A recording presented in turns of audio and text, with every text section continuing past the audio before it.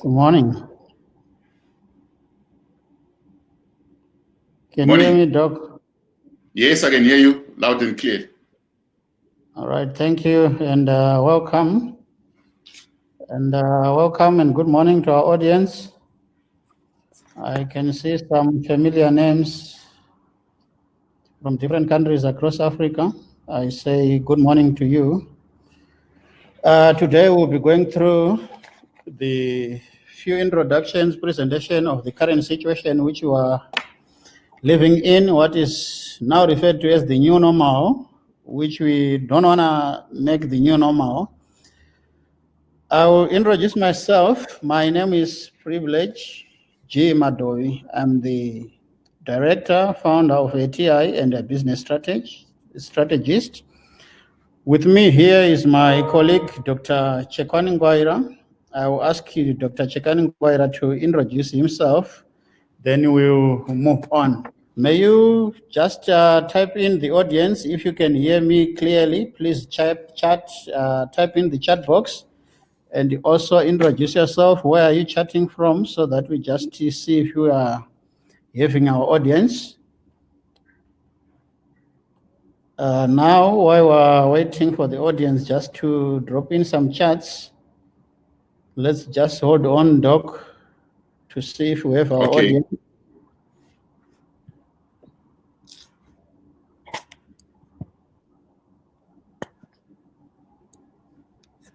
We haven't seen any chats coming in. Maybe let me try drop a chat.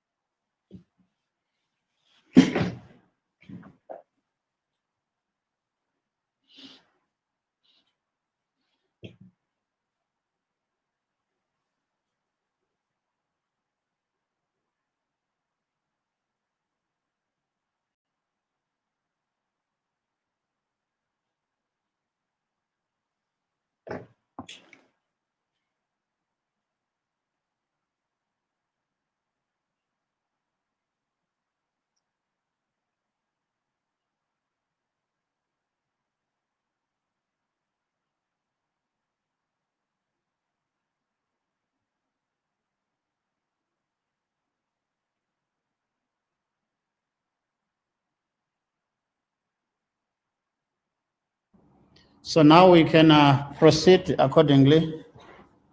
Right, over to you, Dr. Chekan. Okay, thank you. And a very good afternoon to everybody. I hope it's afternoon, all over, in as far as the attendees are concerned. So, yeah, let me just give you a brief, introduction about myself. So I am a business development executive who strongly believe in people. I've got more than 25 years, in business and the people development, together, with overseeing, development and execution of business, strategies, under different, situations. We know we have not, experienced a situation like COVID, but I take, some lessons from other, scenarios that we have experienced before, and hence, I'm also participating in this particular program. So I also believe in perspective, and COVID-19 provides me with, a different lens to view organizational and, organizational landscape, and how us as humans being can play a significant part in terms of both, the prevention, of the spread of the disease, and as well as, the economic impact.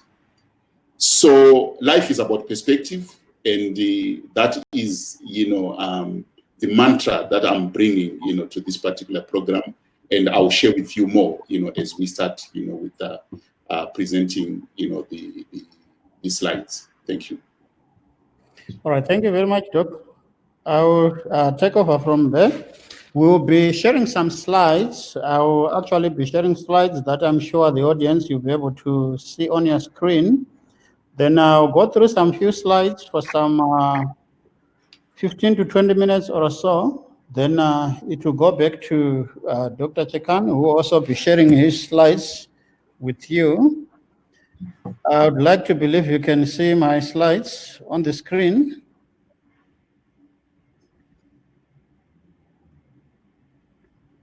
Okay, please just, may the audience just confirm if you can see the slides on the screen. I trust you all is in order. All right, so that's my full name to start with. And I will just give a brief overview of the organization, which is hosting the webinar. That's African Training Institute. We are into capacity building. We offer training and development, in-house training services, consultant services, among other programs. And our clientele is all over Africa. As I indicated, we have quite familiar names that I can put to faces that are part of this meeting. We have attended our programs in South Africa, among other places.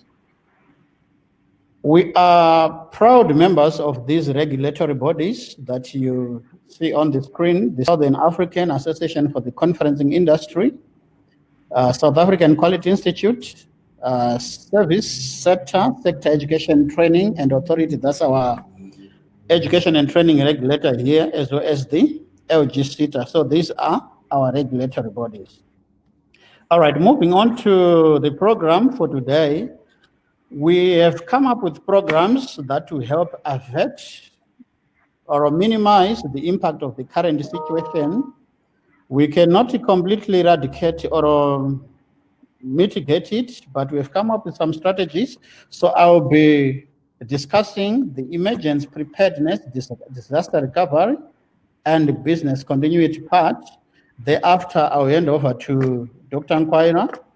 There are also other programs that are available on our website that our audience can just look into.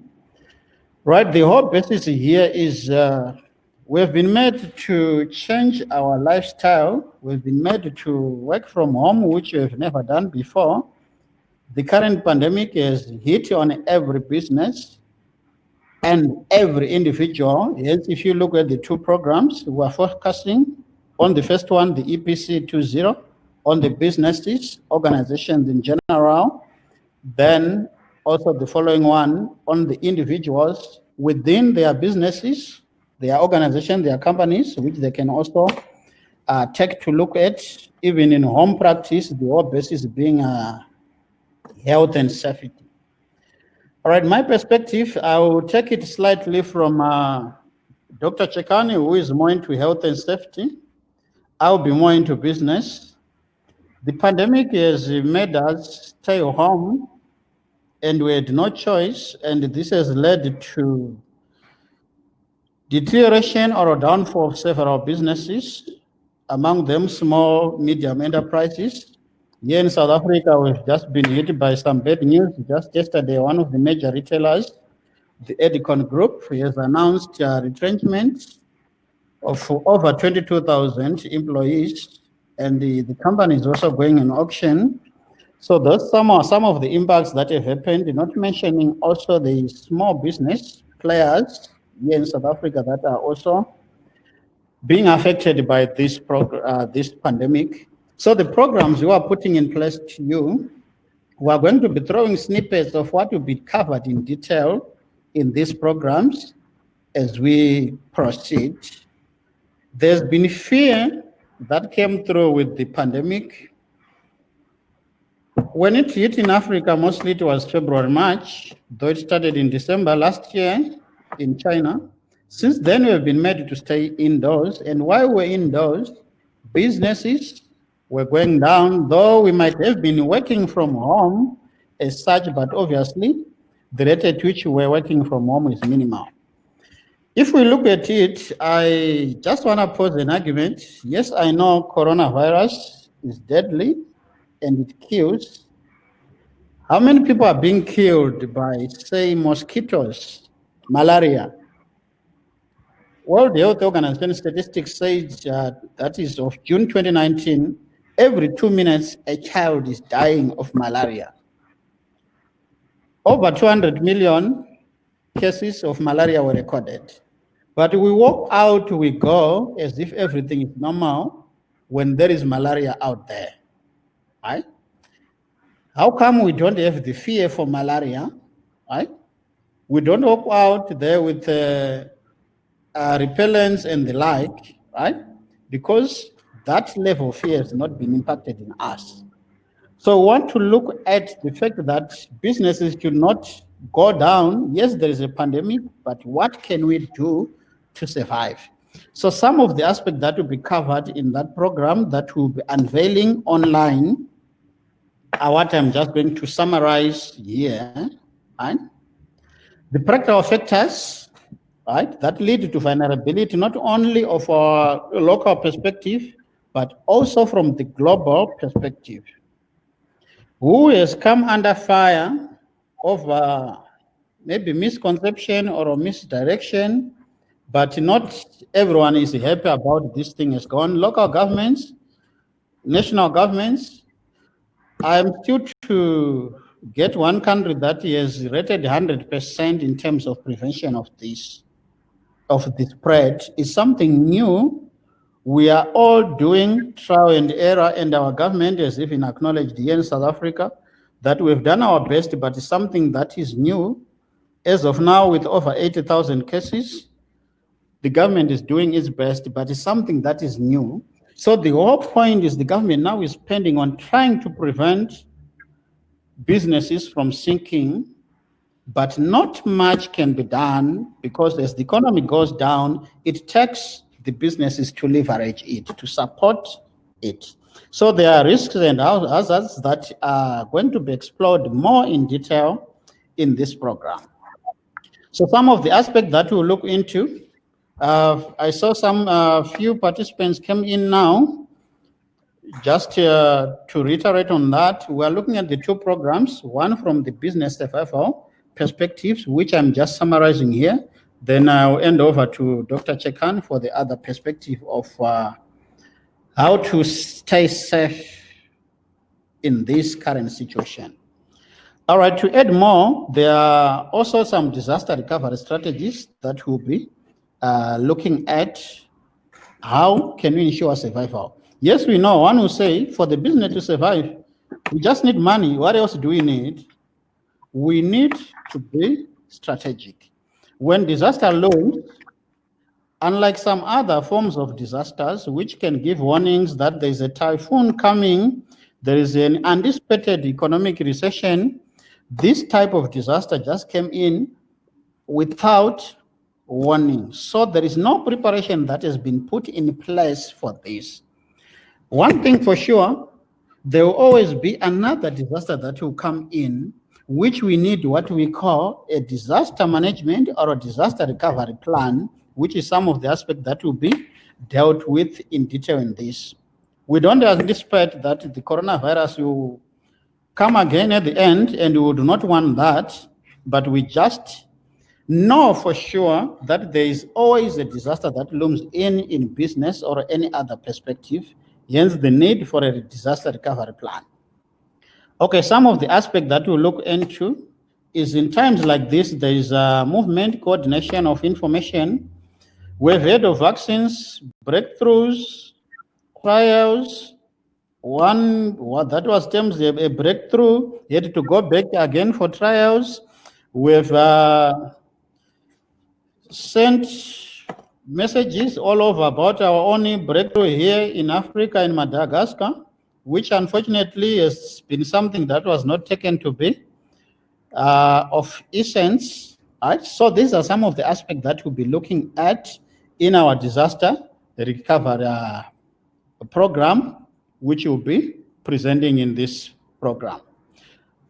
Then from there, We're also going to look at the preparedness. As I indicated, there was no preparedness. Most organizations has disaster preparedness and recovery plans, but on such this one, no one was anticipating this. We have what we call the vulnerability and capacity assessment, which is a guideline that we deal with, and it helps us to minimize the impact of every disaster that looms. We have what we call the risk severity matrix that we also use for those mostly familiar with projects. Those are some of the aspects that we use. It assesses the level, the impact of disaster in line with the risk that it brings, and we see the worthiness of eradicating or spending to minimize that level of disaster. All right, for this information, I will come back and add some more information on this. Let me hold here and hand over to Dr. Chekangwaira, who will proceed from here.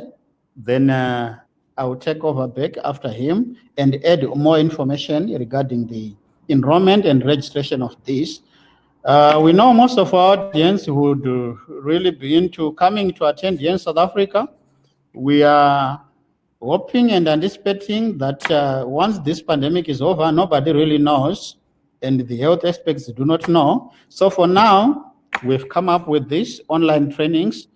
Various programs, all our programs are now online, but we're looking specifically at this, and Dr. Chekan now will take over to give more information on the program that he's dealing with. Over to you, Doc.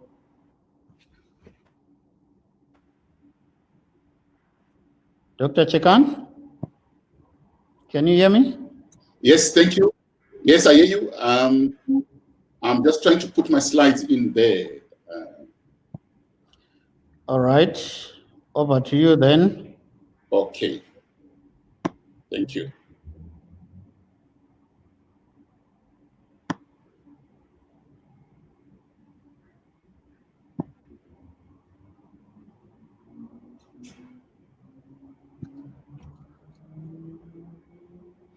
All right. Thank you very much, Mr. Majoy, for that opening.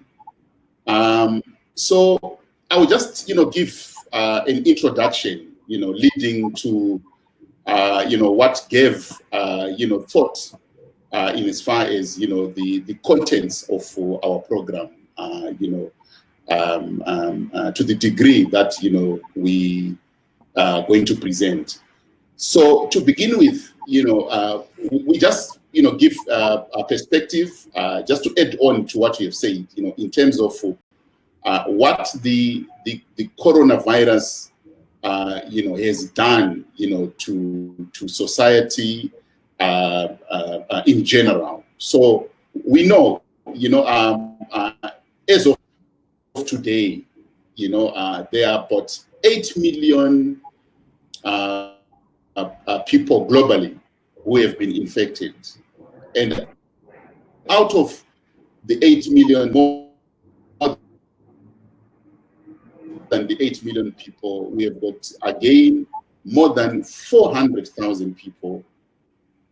So these are the devastating effects that we are referring to, in this particular science, to say the magnitude of the effects have been so profound that we cannot ignore, and we cannot sit, on the edges and watch these things unfolding, and we have to play our part. So if you look at, the losses that I've spoken about, these losses we are mentioning, from a human point of view, but we also have other losses that we need to take into cognizance. If you look at, job losses, people who have lost employment, the numbers are huge globally.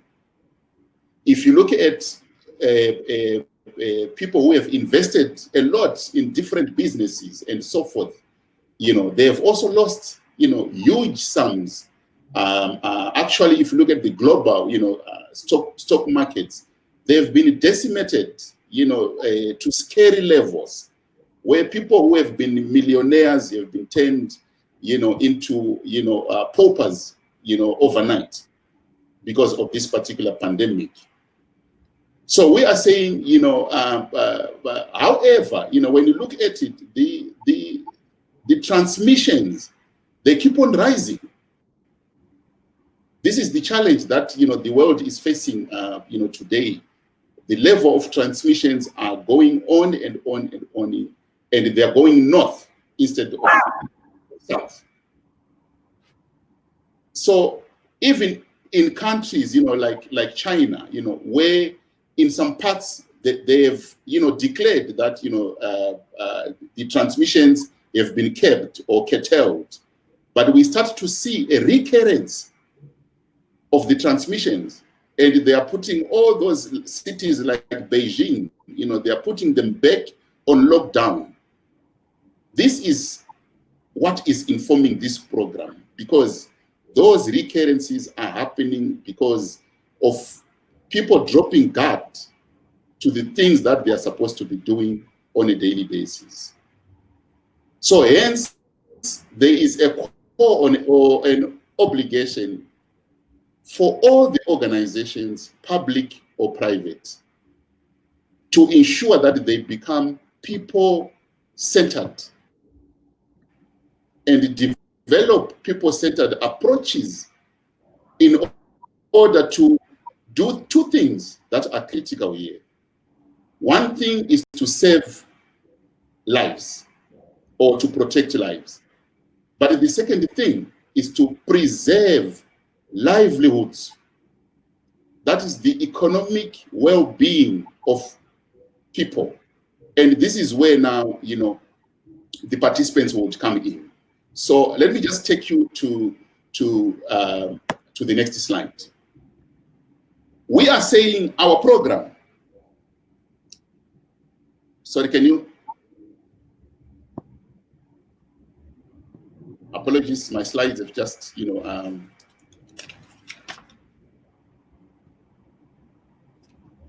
Okay, so our program, is designed to influence a number of very important dimensions.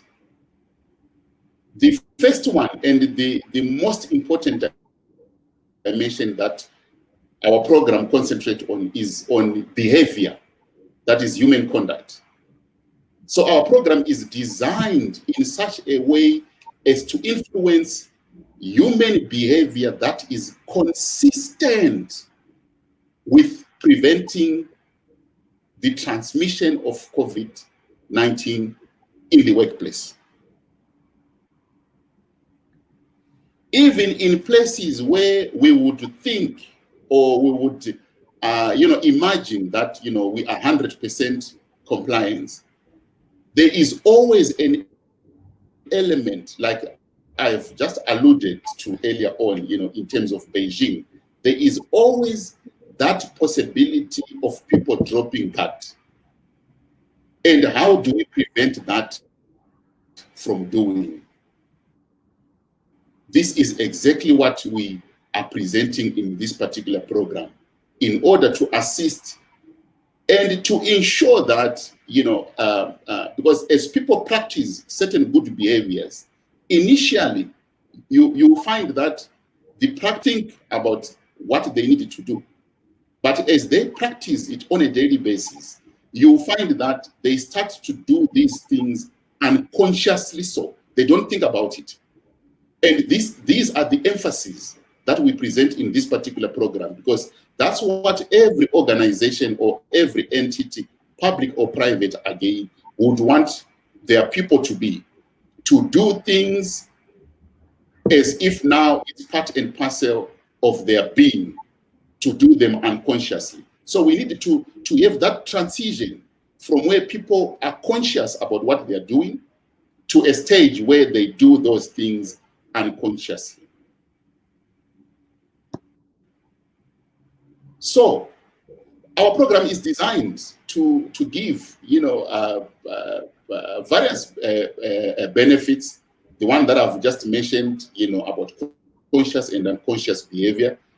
But again, we look at productivity as key in terms of any organization again, public or private. We define productivity as the output that you generate per labor hour. Now, with everything that is happening, you find, levels of absenteeism. They are bound to rise if people do not conform. You find, there will be job losses, as we have seen already. How do we ensure that productivity is maintained or is protected? Hence, we give you a detailed outlay on how organizations can at least maintain the levels of productivity that will keep them in existence, because productivity is key in terms of the existence of any organization. So we also look into issues whereby, how do you leverage on technology to ensure that the same productivity levels are maintained? Because it's like a vicious circle. The more productivity drops, the more we're going to witness again job losses. So there is supposed to be a balance. The more we see a lot of absenteeism, the more we're going to witness productivity declines. So we will show you or present to you ways and means to ensure that productivity levels are at least maintained or kept, at the right levels. That would ensure that, we don't lose people, at all levels. Now we look at, the aspect of instituting measures for infection prevention and control. We believe the program will actually assist participants in providing on the workplace training. Let me just explain this. You see, once we have got people from any organization attending to our program, we are highly confident that when they in turn go back to their work environments, through their practice, day-to-day practice, they will be able to share with other employees on how to put in place preventive and control mechanisms. So we will show you, how that can be done. And also we present clear adherence standards, according to World Health Organization, and also according to other health organizations that we interact with, and where we have done a lot of research.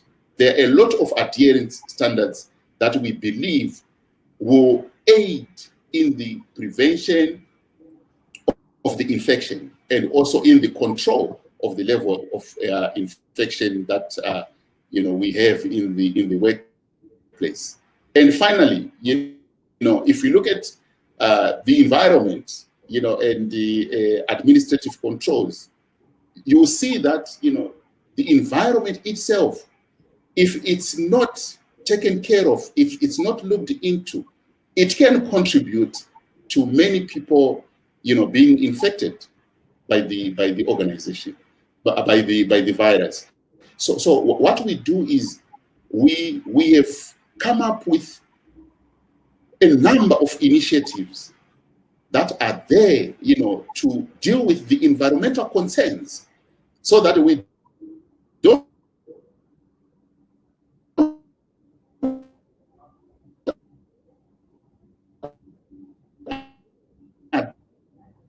address only the human aspect, and we leave the environmental concerns. So it's like we create a leaking We seem to be losing you, Doc. I'm not sure if our audience can still hear you, but I'm losing you.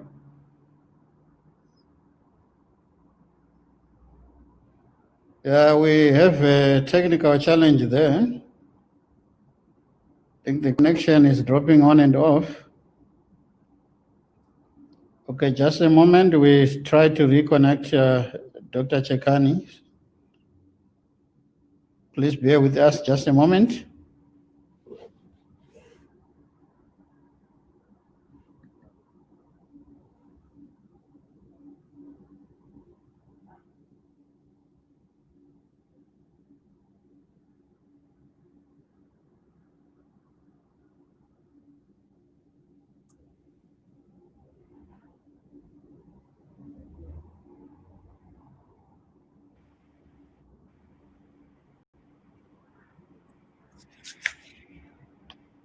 Dr. Chekan?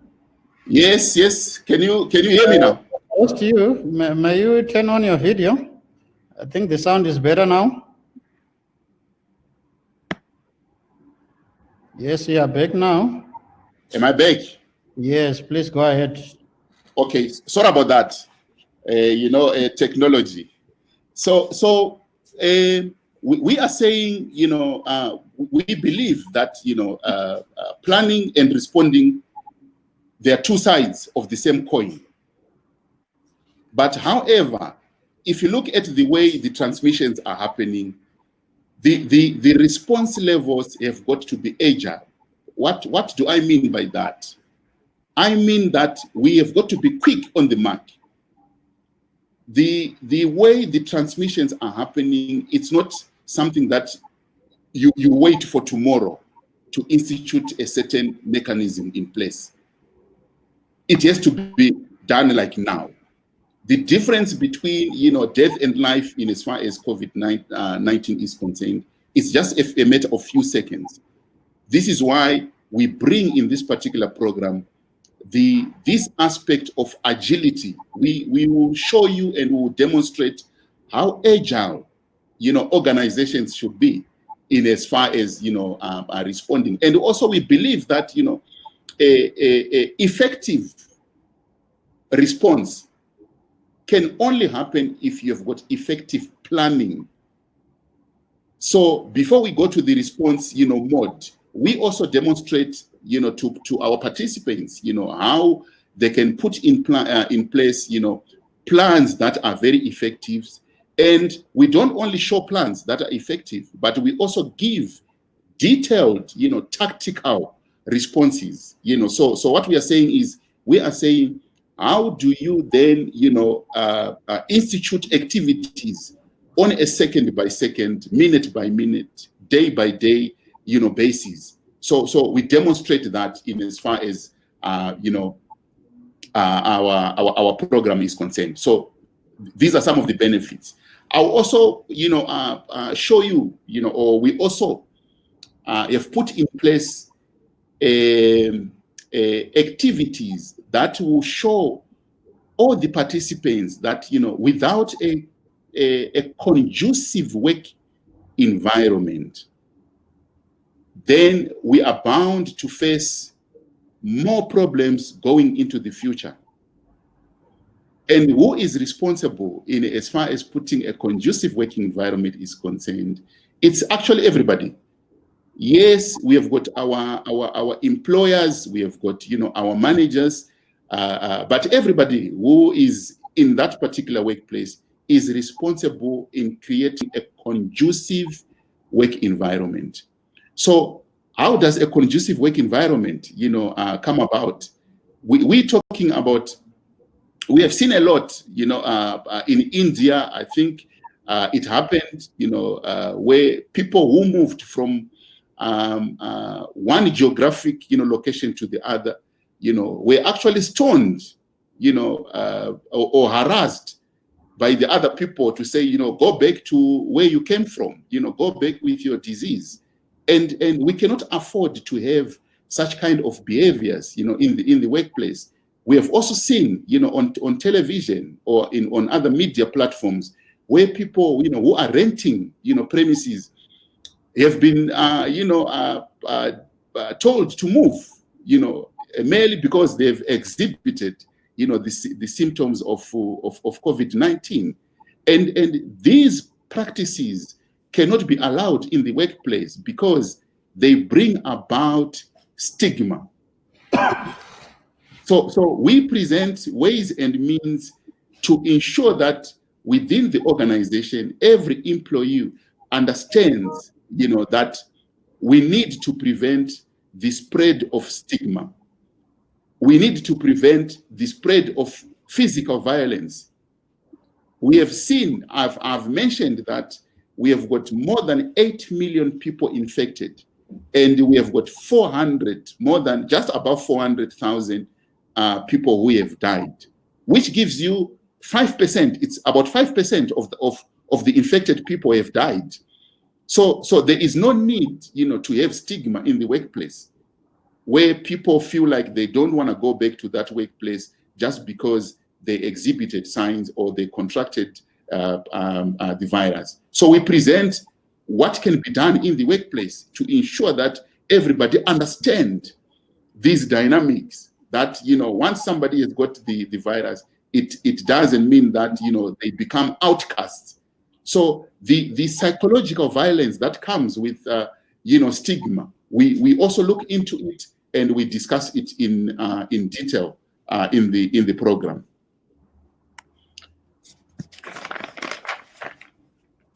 Right. So this one is very important. It is one of the benefits that accrue, from this particular program. The ability or the capacity to assess risk. We have designed, what we believe, would be great in the workplace, where we have got logical outlays or standardized, ways that an organization can look into or assess the risk that pertains to the spread of the virus. So we have got levels that I'll just give you in short. You look at the impact. We have got impact on one side, the impact of the virus in as far as the workplace is concerned, and in as far as its people are concerned.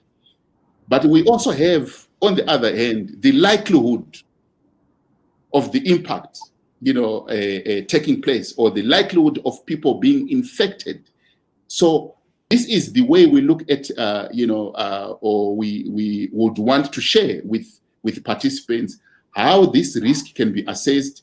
And once the risk can be assessed, how can we identify, the hazards that go hand in hand with, the risk that we see, or the potential risk that, we can encounter in the workplace. And more importantly, the investigation of any spread of the virus cannot be left to people who are only exogenous, to the organization. I'm talking about people outside of the organization.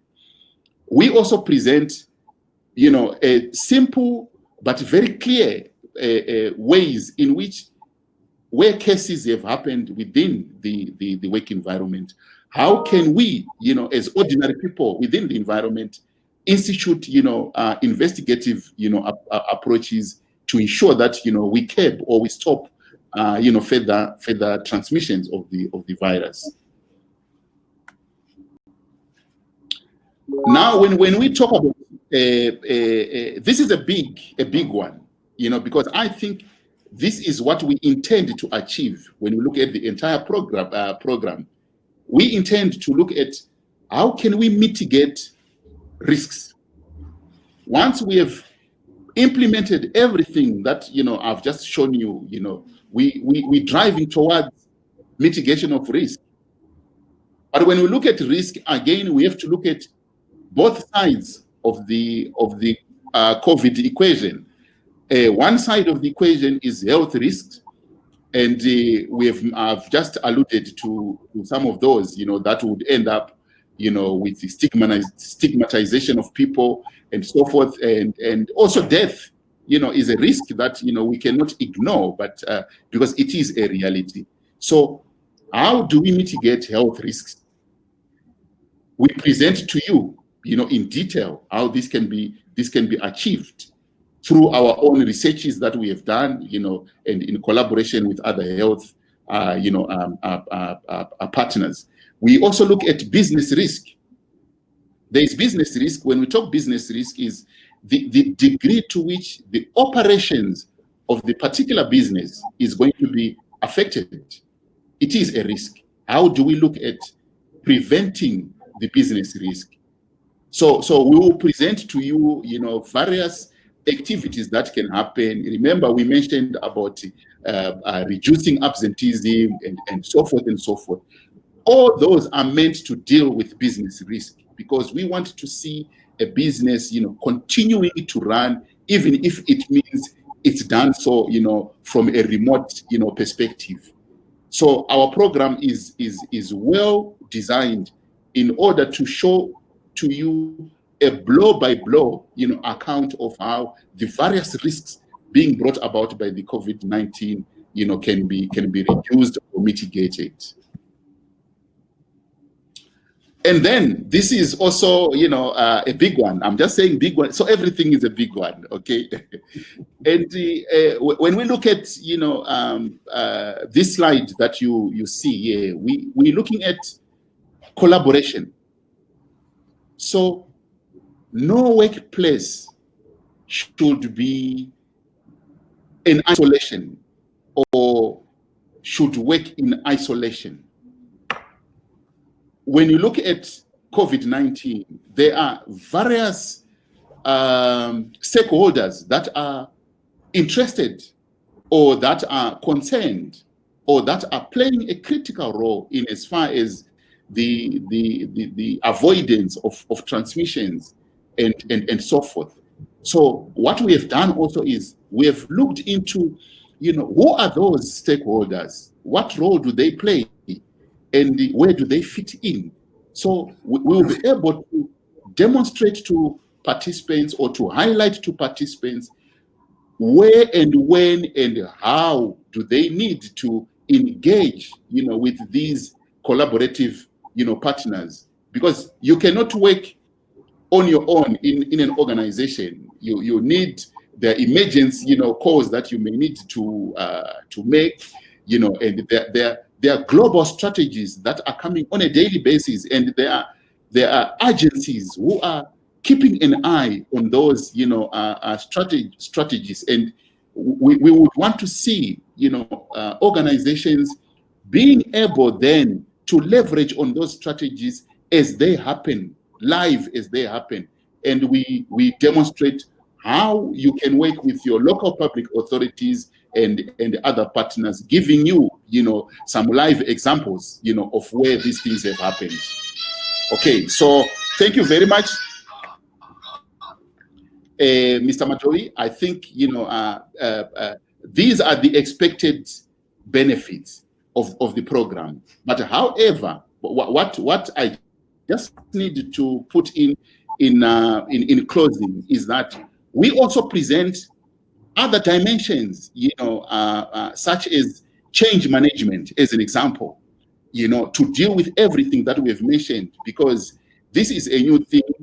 There is a great deal of change that is required. And what are the techniques that you need to have, within the workplace in order to manage, a change? So as we present, everything from planning to implementation and so forth, we also put in place, various dimensions that deal with, change management, in as far as the workplace is concerned. So this is where we are, and we would hope, to give, detailed explanations, and also, we would enjoy the rapport that happens within the presentations, whether it's going to be online or whether it's going to be, physical, because we believe that, when we establish a rapport, people will remember, a lot, what they've heard, and what they've, seen being demonstrated than what they merely read, in newspapers and so forth. So thank you very much, Mr. Madelo. Over to you, back to you. All right, thank you very much, Dr. Chekani, for the presentation. We appreciate. We have learned some big words from you, words like exogenous. Well appreciated. We did not only learn the subject, but also some new terminologies, which I had to Google.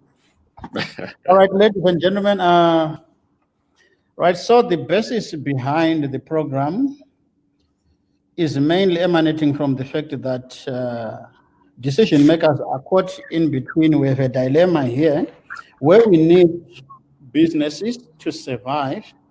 At the same note, we need people to survive who are caught within the thickets. Here in South Africa, we have had different organizations going on as far as engaging the parliament to open their businesses.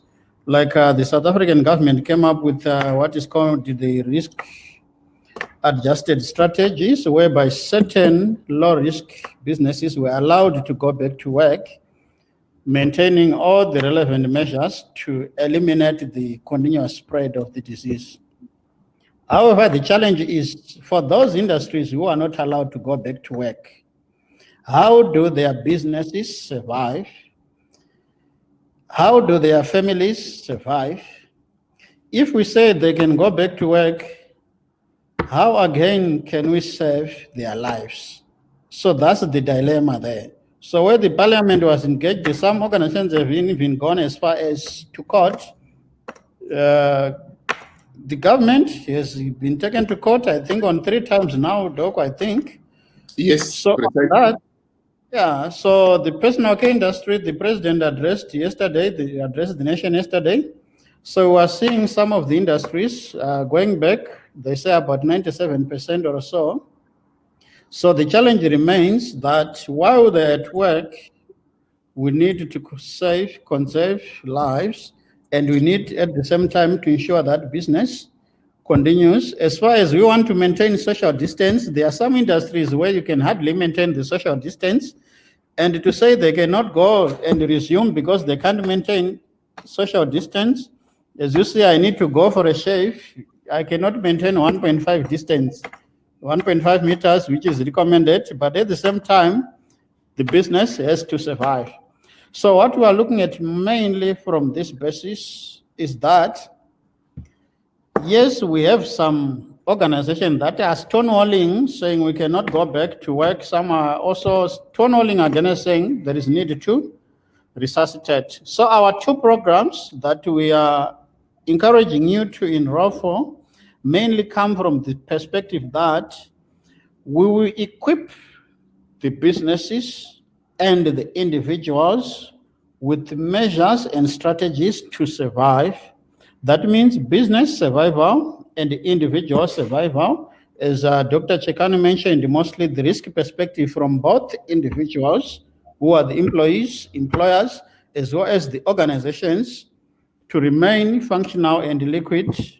As where we are, we've recorded almost plus or minus 8 million retrenchments. So it's a very difficult situation. And the whole point is we want to find strategies also to equip our clients, our stakeholders, on to survive in these tough times.